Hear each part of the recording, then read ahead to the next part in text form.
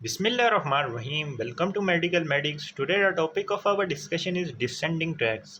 इससे पहले वाली वीडियोस के अंदर हमने पिरामिडल ट्रैक्स की बात की थी और हमने एक्स्ट्रा पिरामिडल ट्रैक में वेस्टिबुलोस्पाइनल ट्रैक की बात की थी। आज की वीडियो में हम पर्टिकुलरली बात करेंगे पोंटो रेटिकुलोस्पाइनल ट्रैक की। अब ये जो पोंटो रेटिकुलोस्पाइनल ट्रैक है, पोंटो वर्ड हम यूज़ करते हैं पोन्स के लिए, और रेटिकुलर फॉर्मेशन होती है हमारे pass through out the brain stem. Reticular formation क्या चीज़ होती है कि ये कलेक्शन ऑफ न्यूरोलर सेल बॉडीज़ और जो नर्व फाइबर्स होते हैं इनकी कलेक्शन को हम बोलते हैं reticular formation. Reticular formation basically involve होता है consciousness of the central nervous system, यानी ये सेंट्रल नर्वस सिस्टम को जगा के रख रहा होता है। तो जो पोंटो रेटिकुलोस्पाइनल ट्रैक है ये ओरिजिनेट होगा reticular formation in the pons से लेकर स्पाइनल कॉर्ड तक। इसको डायग्राम के थ्रू समझ लेते हैं कि this one is a midbrain, this one is a pons and this one is the medulla oblongata. तो इसके अंदर ये जो ग्रीन कलर में स्ट्रक्चर दिखाया गया है, this one is the reticular formation. अब इस रेटिकुलर फॉर्मेशन में जो पोन्स वाला रीजन है इसको हम बोलते हैं पोंटो रेटिकुलर फॉर्मेशन। यानी पोंटो रेटिकुलो स्पाइनल का क्या मतलब है कि पोन्स वाले रीजन में जो रेटिकुलर फॉर्मेशन होगी वहाँ से फाइबर ओरिजिनेट करके जाएंगे इनटू द स्पाइनल कॉर्ड। तो हम इसको ड्रॉ करके देख लेते हैं। तो हम ड्रॉ करेंगे coronal section of the cerebral hemisphere. This one is the these are the cerebral hemisphere. अब सेरिब्रल हेमिस्फीयर के नीचे ये इंसुला वाला रीजन आ जाता है और ये लोअर पार्ट आ जाता है। ये नीचे कंटिन्यू हो जाएगा as the midbrain. Midbrain के नीचे हमें पता है कि पोन्स प्रेजेंट होता है और पोन्स के नीचे हमारे पास प्रेजेंट होता है मेडुला ऑब्लोंगेटा। अब मेडुला ऑब्लोंगेटा नीचे आगे कंटिन्यू हो जाता है as the spinal cord. Spinal cord का हम ट्रांसफर सेक्शन ड्रॉ कर लेते हैं। ट्रांसफर सेक्शन में हमें पता है कि बटरफ्लाई शेप ग्रे मैटर होता है, जिसमें ये डोर्सल ग्रे मैटर होता है, ये वेंट्रल या फिर एंटीरियर ग्रे मैटर होता है। अब ये जो एंटीरियर या फिर वेंट्रल ग्रे मैटर होता है ये इन्वॉल्व होता है मोटर फंक्शंस के अंदर, और जो पोस्टीरियर या डोर्सल ग्रे मैटर होता है, ग्रे कॉलम होता है, ये इन्वॉल्व होता है सेंसरी फंक्शंस के अंदर। ये सेंट्रल कनाल आ गई। अब ये जो हमने बात की थी कि रेटिकुलर फॉर्मेशन हो रही होती है। रेटिकुलर फॉर्मेशन क्या चीज़ होती है?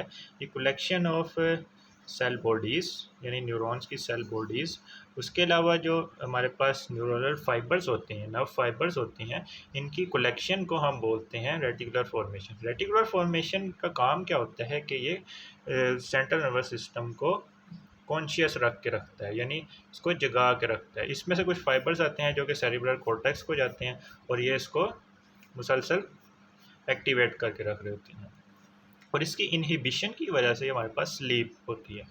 यानी जब किसी को नींद आती है तो इस एरिया की क्या हो जाती है? इनहिबिशन हो जाती है। अब ये जो पोन्स वाला रीजन है, हम बात कर रहे हैं पोंटो रेटिकुलोस्पाइनल ट्रैक की।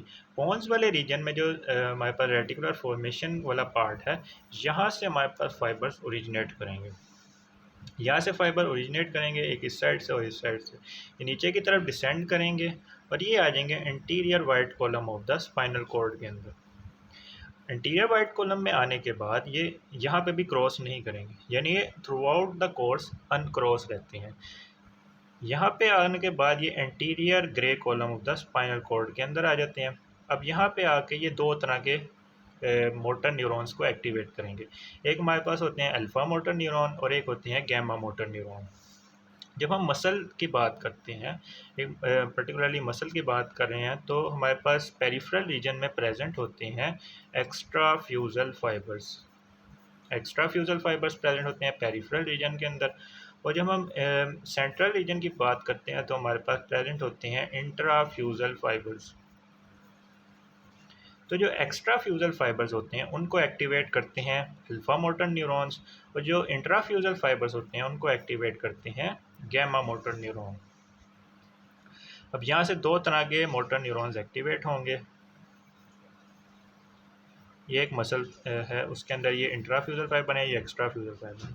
तो जो अल्फ़ा फाइबर्स होंगे, अल्फ़ा मोटर न्यूरॉन होगा, वो आके स्टिमुलेट कर देगा एक्स्ट्रा फ्यूजल फाइबर्स को और अल्फ़ा मोटर न्यूरॉन।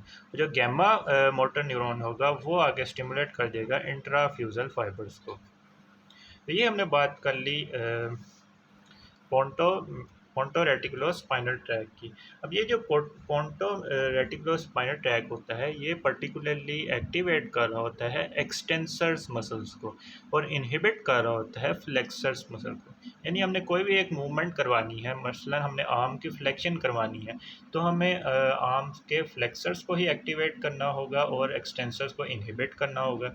जबकि अगर हमने आर्म की एक्सटेंशंस करवानी है तो हमें एक्सटेंसर्स को एक्टिवेट करना होगा और फ्लेक्सर्स को इनहिबिट करना होगा। तो जब हम आर्म की एक्सटेंशंस करवाते हैं तो हमारे पास इसके अंदर यानी एक्सटेंशन ऑफ आर्म के अंदर हमारे पास दो तरह के डिसेंडिंग ट्रैक्स इन्वॉल्व हो गए। एक हो गया वेस्टिबुलोस्पाइनल ट्रैक जिसकी हमने पहले बात की थी, वेस्टिबुलोस्पाइनल स्पाइनल ट्रैक, और एक अभी हमने जिसकी बात की है पोंटो रेटिकुलो स्पाइनल ट्रैक। ये दोनों ऐसे पाथवेज हैं जो कि इन्वॉल्व होते हैं एंटी ग्रेविटी मसल्स को एक्टिवेट करने के लिए।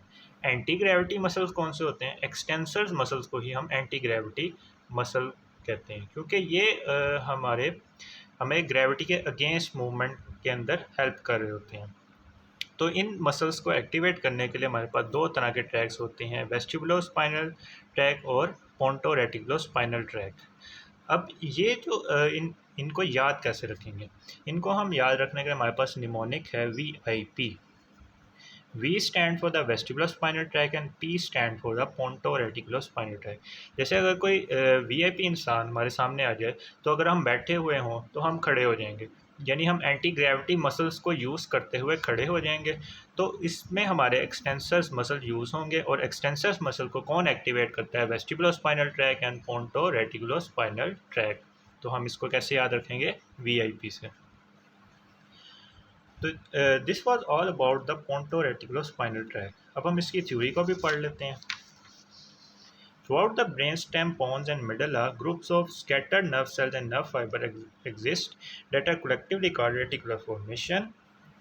From pons, these neurons send down axons which are mostly uncrossed down into the spinal cord to form the pontoreticulospinal tract.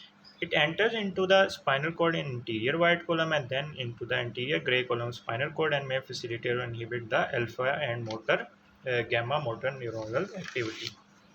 Alpha and gamma motor neuron को activate भी कर सकता है और इसको इनहिबिट भी कर सकता है।